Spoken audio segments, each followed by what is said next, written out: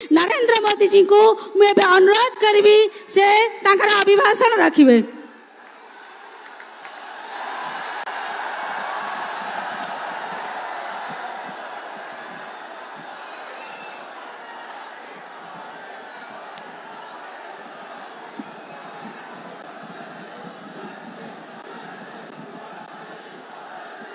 जय जगन्नाथ,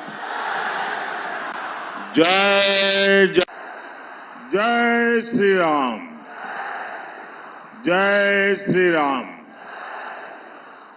एठी उपस्थित भाई और भौनी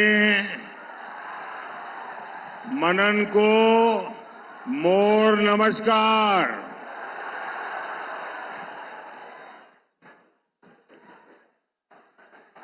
मैं देख रहा हूं यहां एक माता जी एक छवि लेके आई है। इस उम्र में भी वो कब से ऐसे ही खड़ी है। मां, मैं आपको प्रणाम करता हूं।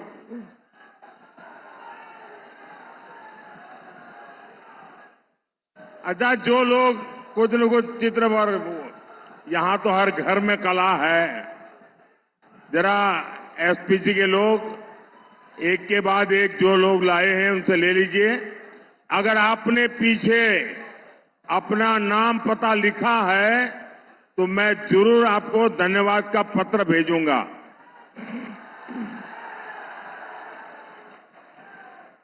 सबसे ले लीजिए, बड़े प्यार से लाए हैं। वहां पीछे भी बहुत लोग हैं।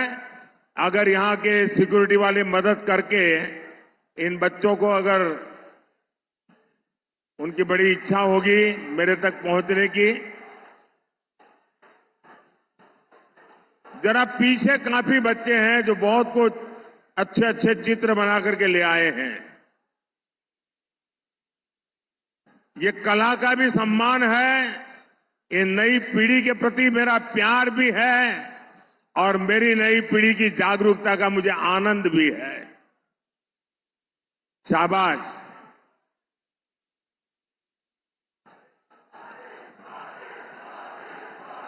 ये कलेक्ट कर लीजिए भाई। देखिए कैसा बढ़िया राम और लक्ष्मण को बना करके लाए हैं।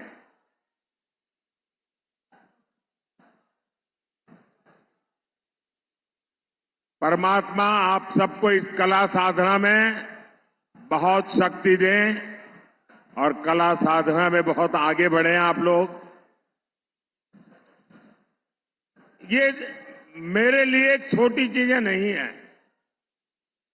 मैं जब रात को जाता हूं तो इसे एक एक को मैं देखता हूं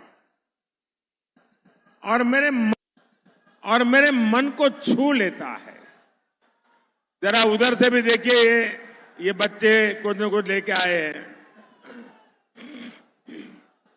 जरा पीछे से ले लीजिए भाई, मेरी कोई मदद कीजिए। एकदम पीछे जो है,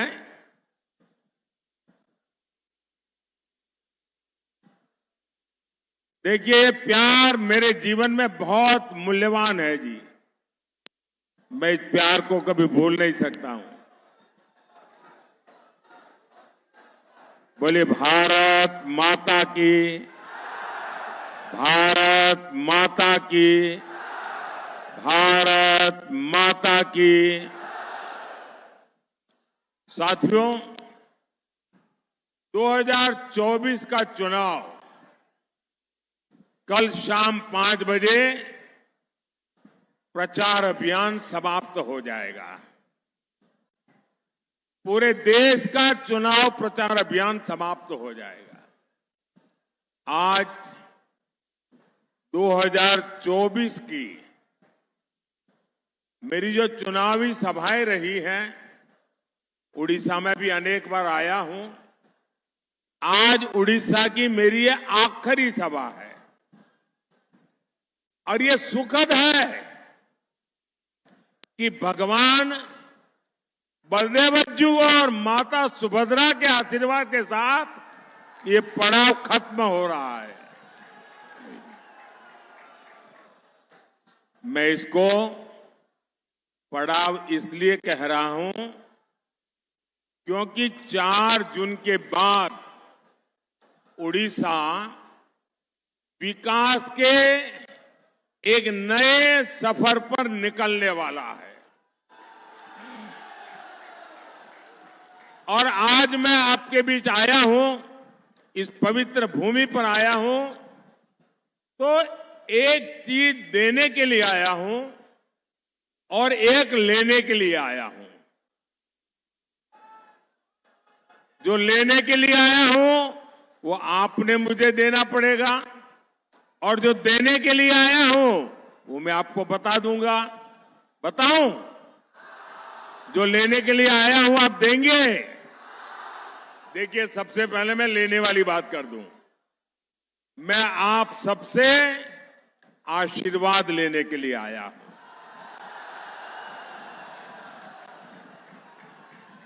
और मैं आपको देने के लिए आया हूं 10 जून का निमंत्रण।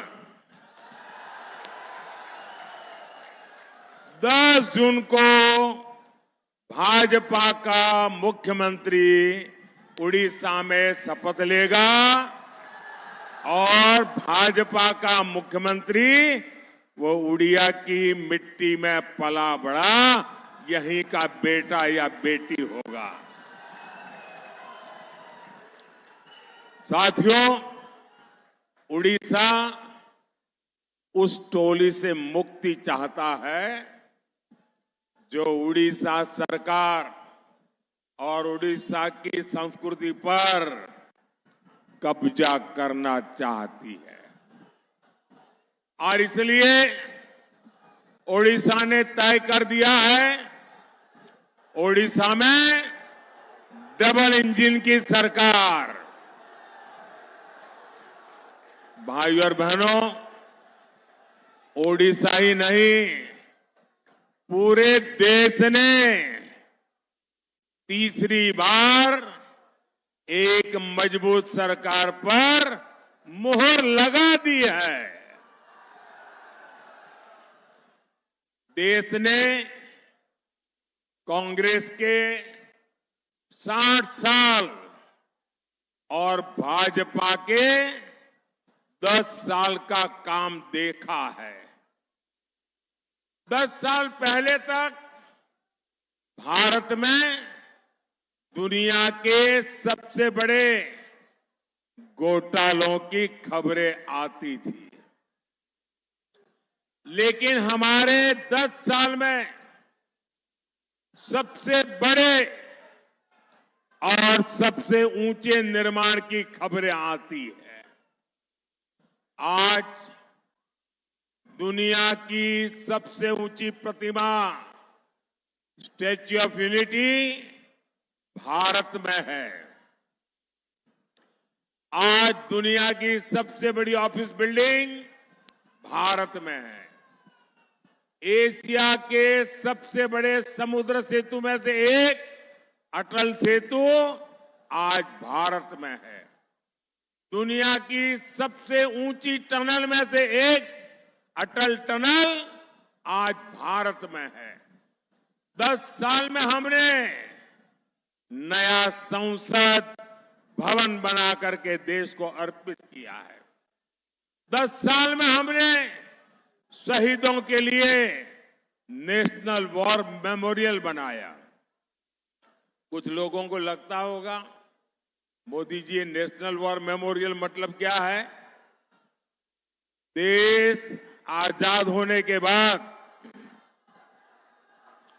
और खास करके 62 की लड़ाई के बाद हमारे देश की सेना बार बार मांग कर रही थी कि जो वीर जवानों ने बलिदान दिए हैं, हमारा देश का अपना एक शहीद स्मारक होना चाहिए, वॉर मेमोरियल होना चाहिए। आजादी के 70 साल बीत गए, जिनके दिल दिमाग में सेना के प्रति घोर नफरत पड़ी है, उस कांग्रेस ने वॉर मेमोरियल नहीं बनाया। ये आपका सेवक जब दिल्ली पहुंचा तो मैंने काम तय कर लिया कि मैं देश के जवानों की शहादत का सम्मान करूंगा और आज वॉर मेमोरियल बन गया। 10 साल में हमने बाबा साहब आंबेडकर को समर्पित पंच तीर्थ बनाए। 10 साल में हमने भगवान बिरसा मुंडा का स्मारक बनाया। हमने दिल्ली में कर्तव्य पथ पर नेताजी सुभाष चंद्र बोस की प्रतिमा स्थापित की। हमने अंडमान के द्वीपों के नाम देश के परम वीर चक्र विजेताओं के नाम पर रखे। इन्हीं 10 सालों में देश को राष्ट्रीय शिक्षा नीति मिली। इन्हीं 10 सालों में अंग्रेजों की बनाई दंड संहिता की जगह भारतीय न्याय संहिता मिली। भाइयों और बहनों, ये लिस्ट बहुत लंबी है, लेकिन जो मैं बता रहा हूं ना, ये तो ट्रेलर है, ट्रेलर। आने वाले 5 साल तेज विकास के होंगे, भव्य निर्माण के होंगे। आने वाले 5 साल भारत को गुलामी की मानसिकता से मुक्त करने वाले होंगे। आने वाले 5 साल भारत की संस्कृति और सामर्थ्य से विश्व को सराबोर करने वाले होंगे। भाइयों और बहनों, 4 जून के बाद जो 6 महीने हैं, उसमें देश विकास की एक नई रफ्तार पकड़ेगा। लेकिन इसके अलावा 6 महीने राजनीति में भी नया तूफान लाने वाले हैं। देश में जितनी भी परिवारवादी पार्टियां हैं, उनके कार्यकर्ताओं में निराशा चरम पर है। बार बार फेल होने वाले परिवारवादी नेताओं से उनके ही लोग सवाल पूछ रहे हैं। इसलिए अगले 6 महीने में हम परिवारवादी पार्टियों में एक नया बिखराव देंगे, देखेंगे, बिखर जाएगी।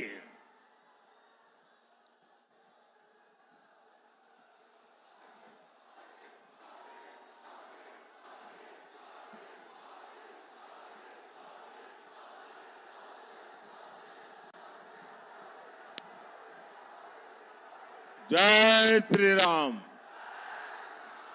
साथियों, देश को तोड़ने का सपना देख रही पार्टियों को उनके कार्यकर्ता ही तोड़ देंगे। साथियों, उड़ीसा की राजनीति में भी नया भूचाल देखने को मिलने वाला है। जिस तरह से बीजेडी के भीतर राजनीति हो रही है, उसका विस्फोट होते हुए हम देखेंगे। उड़ीसा ने हर चरण में भाजपा के एमपी और भाजपा के एमएलए के लिए बम्पर वोटिंग की है। उड़ीसा ने 25 साल बाद बदलाव के लिए वोट किया है। उड़ीसा ने दादन शासन को हटाने के लिए और उड़ीसा को विकसित बनाने के लिए वोट किया है। उड़ीसा ने भ्रष्टाचार राज को हटाने के लिए वोट किया है। उड़ीसा ने महाप्रभु के श्री रत्न भंडार को लेकर जो आशंकाएं हैं उनको हटाने के लिए वोट दिया है। भाजपा आएगी और श्री जगन्नाथ मंदिर के सभी 4 द्वार भक्तों के लिए खोले जाएंगे। इसलिए उड़ीसा भाजपा को वोट दे रहा है। साथियों, उड़ीसा का चौतरफा विकास ये मेरा कमिटमेंट है। आपका जीवन आसान बने, आपकी चिंताएं खत्म हो, ये मोदी का संकल्प है। और इसलिए ही उड़ीसा से भाजपा ने बहुत ठोस वायदे किए हैं और मुझे खुशी है कि उड़ीसा और भाजपा ने मिलकर एक नया इतिहास रचना की तरफ कदम बढ़ाया है। उड़ीसा भाजपा ने हमारे किसान भाई बहनों को 3100 रुपये के धान एमएसपी के लिए निर्णय किया है और इसलिए हमारा किसान वोट कर रहा है। उड़ीसा की बहनों ने बड़ी आर्थिक मदद देने वाली सुभद्रा योजना के लिए वोट दिया है। उड़ीसा की बहनों ने मोदी की लखपति दीदी वाली गारंटी के लिए वोट दिया है। उड़ीसा के हर गरीब ने हमें इसलिए वोट दिया है ताकि यहां इलाज के लिए आयुष्मान भारत योजना लागू हो। उड़ीसा के हर परिवार ने इसलिए भाजपा को वोट दिया है ताकि 70 साल से ऊपर के सभी बुजुर्गों का इलाज मुफ्त में हो, फ्री में हो। उड़ीसा के हर परिवार ने इसलिए भाजपा को वोट दिया है ताकि पीएम सूर्यघर योजना से उनका बिजली का बिल जीरो, बिजली का बिल जीरो और सरकार को बिजली बेचकर हर महीने 2,500-3 हजार रुपया अलग से कमा सके, ये मोदी की योजना है। साथियों, यहां पक्का घर देने की योजना में बीजेडी ने कितना बड़ा घोटाला किया ये आप भी जानते हैं। उड़ीसा ने भाजपा को इसलिए वोट दिया है ताकि उनका पक्का घर पक्का हो जाए, निश्चिंत हो जाए कि पक्का घर मिलेगा। अच्छा, मेरा एक काम करोगे आप लोग? जरा हाथ ऊपर करके बताइए, करोगे? देखिए, अभी आप अलग अलग इलाके में जाएंगे, लोगों से मिलेंगे, जहां भी आपको झुग्गी झोपड़ी में रहने वाले लोग नजर आ जाएं, कच्चे मिट्टी के घर में रहने वाले नजर आ जाए तो उनका नाम पता लिख करके मुझे भेज देना और उनको कह देना कि मोदी अपने तीसरे टर्म में आपके लिए पक्का घर बना देगा। ये बता देंगे। देखिए, आप बिल्कुल झिझकना मत, मेरे लिए तो आप ही मोदी है, आप ही मोदी है। साथियों, उड़ीसा में पानी है, लेकिन किसान के खेत सूखे हैं। ये हालात बदलने के लिए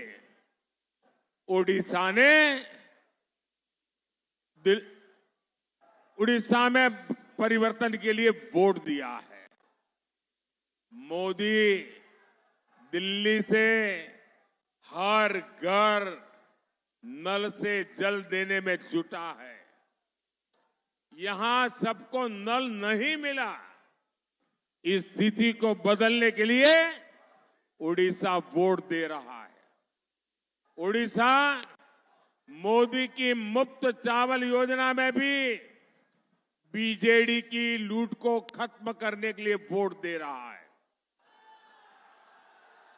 उड़ीसा का किसान हो या नौजवान, बेटी हो या बुजुर्ग, हर कोई कह रहा है, उड़ीसा रे प्रथम थर है डबल इंजन सरकार। उड़ीसा रे प्रथम थर है डबल इंजन सरकार। उड़ीसा ने ठान लिया है, एक पद्मा दिल्ली के लिए और एक पद्मा भुवनेश्वर के लिए, क्योंकि दुई थरा पद्मा, दुई थरा पद्मा दुई गुना विकास। आप बोलेंगे दुई थरा पद्मा, दुई थरा पद्मा, दुई थरा पद्मा, दुई थरा पद्मा, दुई थरा पद्मा। साथियों, आज मैं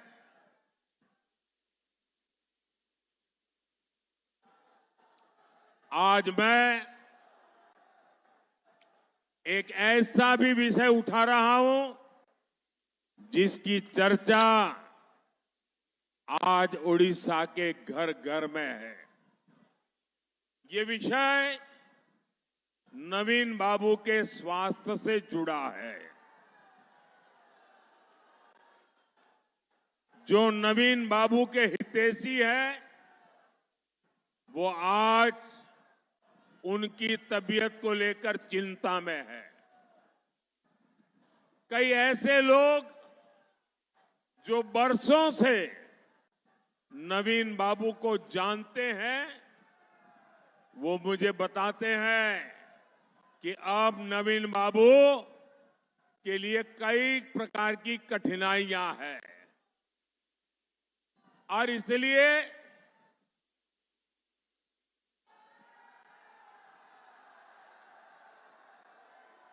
उनको कई प्रकार की कठिनाइयां हैं।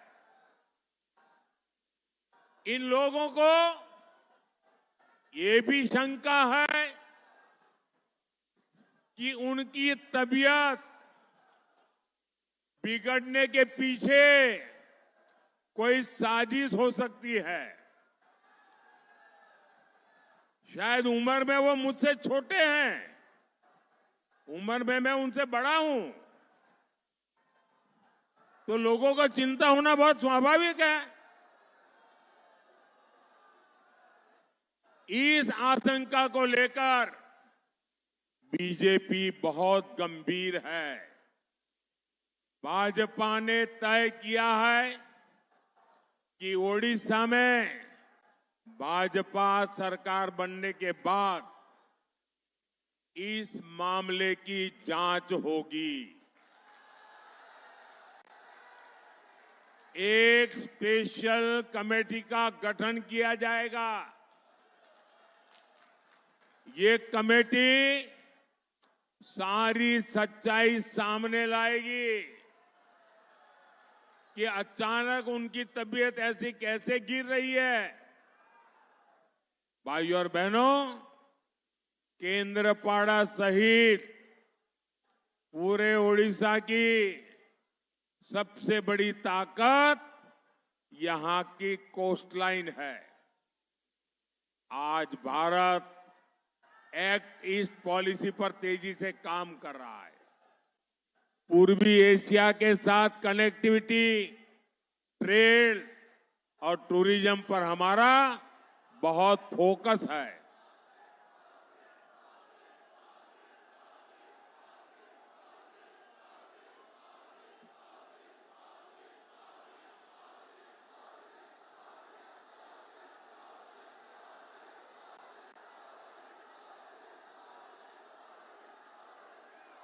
यह आपका अद्भुत प्यार 10 जून को क्या होने वाला है, इसका ये सबूत है।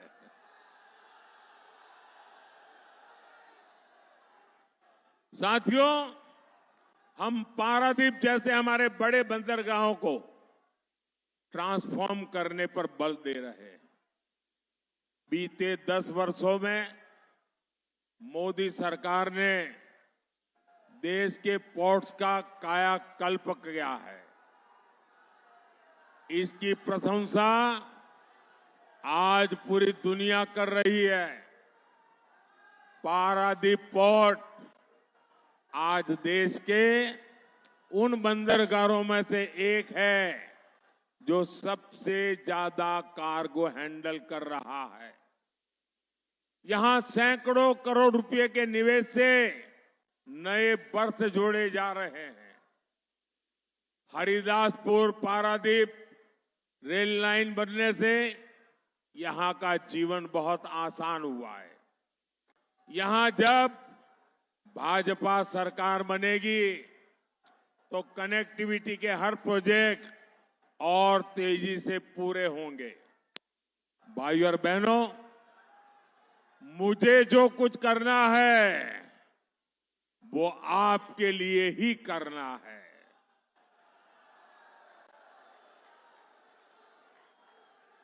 आप ही मेरी विरासत है।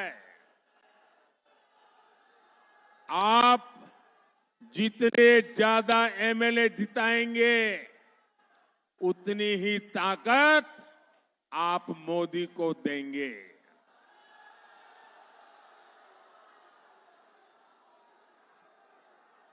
मैं हमारे जो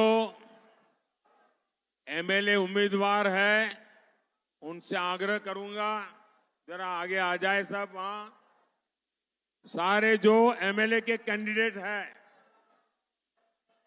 और आप मेरे मित्र बैजन जी को तो आप अच्छे से जानते ही हैं। ये बहुत कर्मठ और निष्ठावान इंसान है। इनको रिकॉर्ड मतों से विजयी बनाना है और आप जब कमल पे बटन दबाएंगे ना तो ये सीधा मेरे खाते में जाएगा। तो भाजपा को जिताएंगे। अच्छा, मैं मेरा भाषण करने से पहले मैं 2 मिनट वहां जाकर के आता हूं, फिर मैं आगे अपना भाषण चलाऊंगा।